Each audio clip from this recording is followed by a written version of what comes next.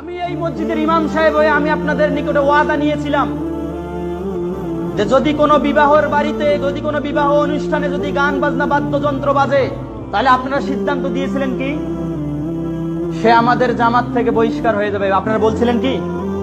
নাকি মনে নাই আপনাদের? আমার কি একার মনে আছে? তারপরেও গতকালকে আমাকে বিবাহ করার জন্য আপনারা রাখছেন, আমি বিবাহ করার জন্য আসছি, তারপরেও কেন আমার কানের মধ্যে গান বাজনা বাদ্যযন্ত্র আসলো? কেন আসলো? আমি জানতে চাই কেন আসলো। মসজিদের সভাপতি কি করে, মসজিদের সেক্রেটারি কি করে, মসজিদের কমিটি বৃন্দ কি করে? এদের নিকটে কি কোনো শক্তি নাই? এরা কি ঘাস কাটার জন্য আজকে মসজিদের দায়িত্ব নিছে নাকি? এরা মসজিদের দায়িত্ব নিয়ে এমনি পড়ে থাকবে নাকি? মসজিদের প্রত্যেকটা বিষয় তাদেরকে লক্ষ্য করতে হবে।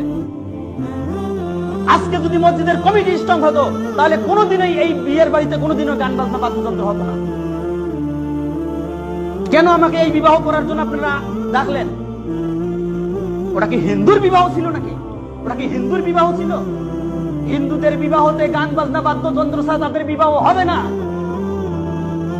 আর মুসলমানের বিবাহতে আজকে যদি বক্স না বাজে, মুসলমানের বিবাহতে যদি আজকে গান বাজনা বাদ্যযন্ত্র না বাজে, তাহলে ওটাও বিয়ে হচ্ছে না। তাহলে হিন্দু আর মুসলমানের মধ্যে কি পার্থক্য আপনি দেখলেন? কি পার্থক্য দেখলেন? একজন মুসলমানের বাড়িতে বিবাহ হবে, সে বিবাহতে কেমন করে গান বাজনা বাদ্যযন্ত্র বাজে? বিবেক কি পায়ের নিচে গেছে? বুদ্ধি কি পায়ের নিচে গেছে নাকি? সাবধান হয়ে যাবেন।